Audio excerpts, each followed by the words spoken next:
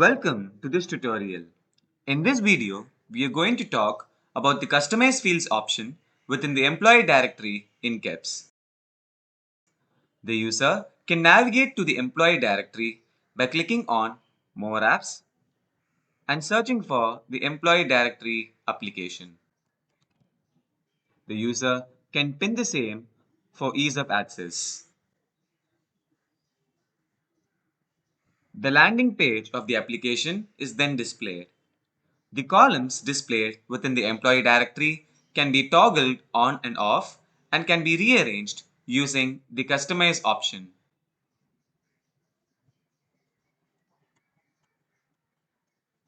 The columns displayed within the employee directory can be rearranged both within the Customize option as well as directly in the landing page.